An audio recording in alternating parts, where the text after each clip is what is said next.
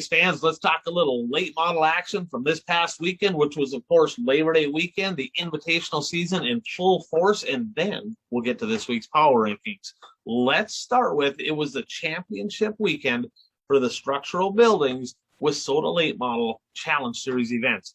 And, of course, they had 4 nights to go, rained out over at the Grand Rapids Speedway on Friday. They got the heats in. Features did not get in. It was unfortunate. Just can't beat Mother Nature. Almost lost Thursday because it started racing at intermission. We almost lost that one too, but they did get it in. So let's start it there, the Halverline Speedway over in Proctor, Minnesota, the Silver 1000. Travis Budaslavich he got, which I'm guessing is the biggest win of his entire career. I believe he's won a Punky Manor down in Menominee, but this is his home turf. Okay, Johnny Johnson, of course, his grandpa, you know, one of the, I think he's heavily involved. I don't know if he owns the car, but he's heavily involved, of course, you know, and, you know, this race here is special. The Budaslavich, the Johnsons, tip of the cap. Congratulations. That's a big win. Huge payday. Troy and Jonathan Powers put together some money. Of course, Troy's dad passed away, so they had 2020, which 2020 racing page. You got 2020 extra for leading at halfway. Huge win there. And Jesse Glenn and James Giassi, I'm telling you, those guys were impressive. They got 2 of them, but Budaslavich was masterful through lap traffic. He got to lap traffic. He had poise. He was getting some pressure. He timed everything perfect, and he held on, and he parked it in victory lane. Now, Grand Rapids rained out. Of course, the Hibbing Raceway had the 43rd annual. I think it was a 43rd annual Labor Day shootout, a doubleheader up there. Of course, they raced Saturday. They raced Sunday.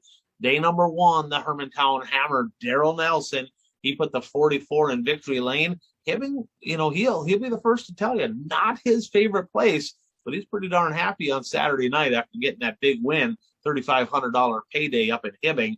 And day 2, the local guy, Jay Kittner, who, man, I talked to him on Saturday, and he's like, I don't know, man, this thing's just not working. We got to be on the top. We got to find some traction. Just something's missing. And there was a little traction on the top in the heat, and he was right. He was gone. But it was on the bottom in the feature, and he had to maintain about 10, 12 laps because it locked down. But he got some heavy pressure from Derek Vessel and, of course, Pat Dorr as well.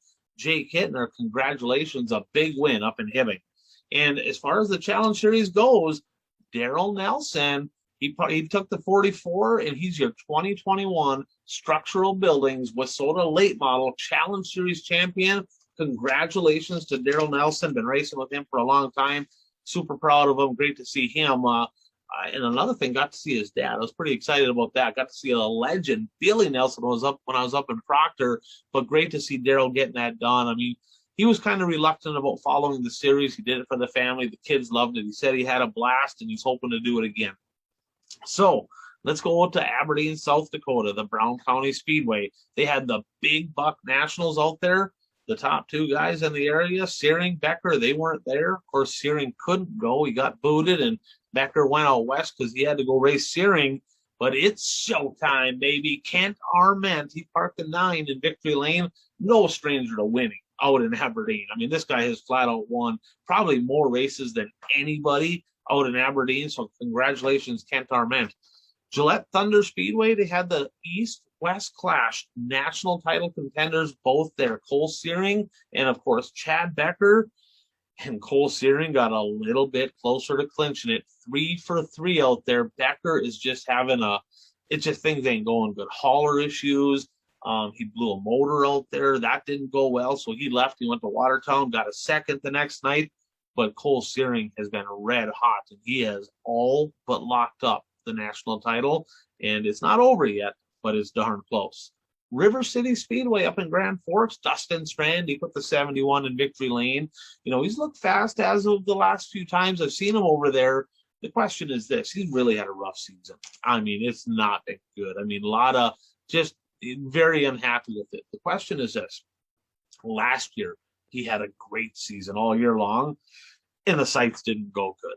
Could it be the opposite this year, right? Could it be the opposite? Could it be like the season didn't go well, but could he cap off the season with a big win at the sights? He hasn't done it. It eludes him. He's unbelievably fast up in Grand Forks.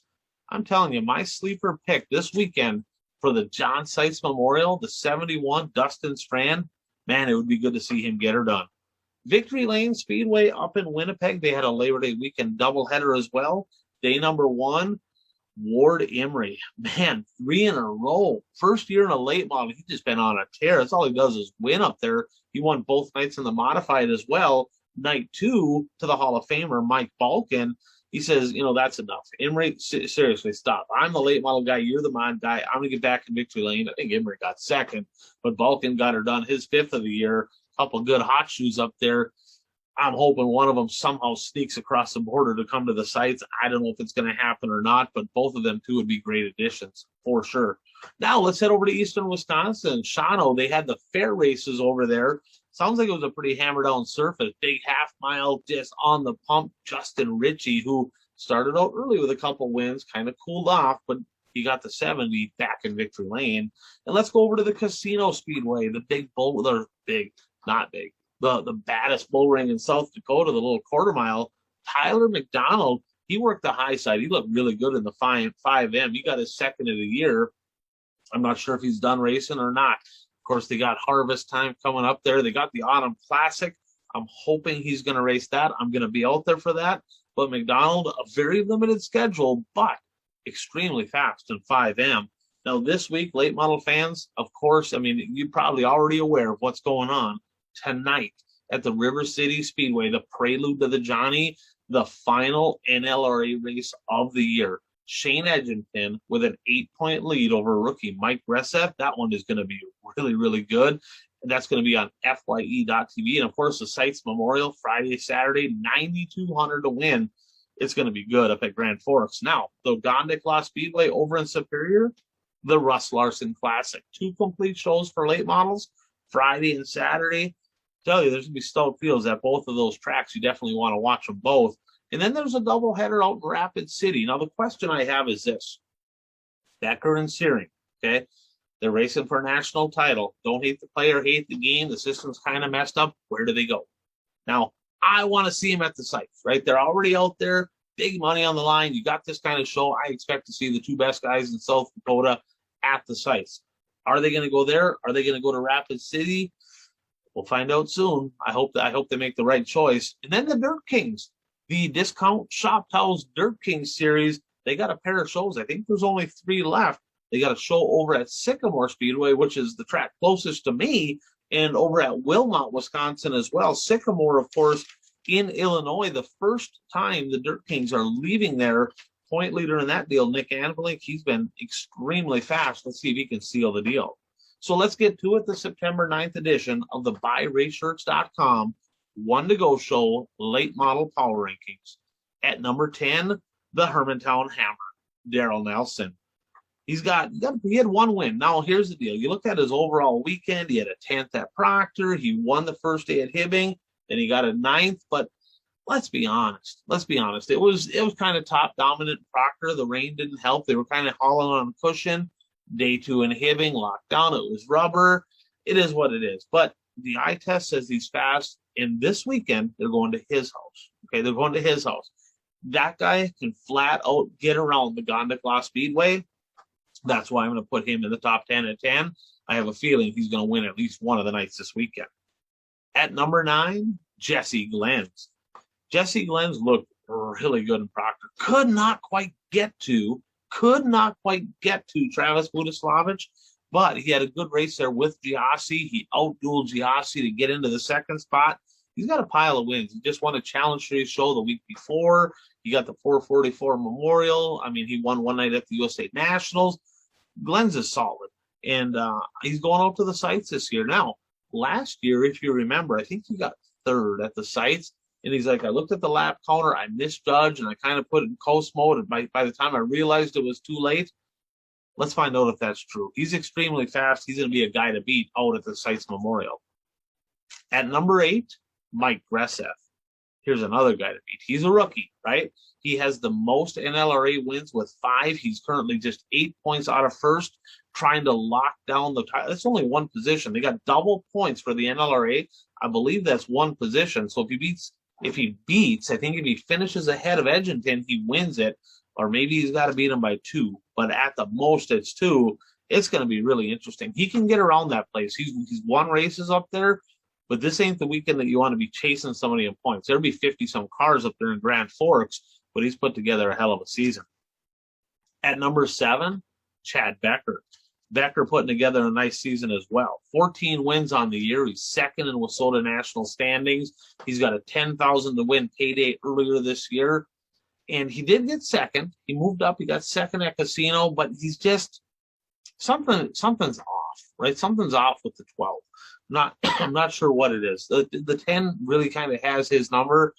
I'm hoping he goes to the sites. I really want to see him go there. I don't know if he's racing this weekend. I tried to reach out to find out where, but Becker, he's solid. He's a national championship contender. He's got a couple track championships. I'm going to put him in the top 10 at 7. At number 6, Derek Vessel. This guy here, not a ton of wins. He's got 4, but he had a really good weekend up there over Labor Day weekend. He got 13th to 4th at the Silver 1000. And then 6th to 4th, and he got 3rd. So all 3 finishes in the top 4. I think he had the best overall weekend, numbers-wise. Pat Dorr had a 5th, a 2nd, and a 3rd, and Vessel was right there as well. So great weekend for Derek Vessel.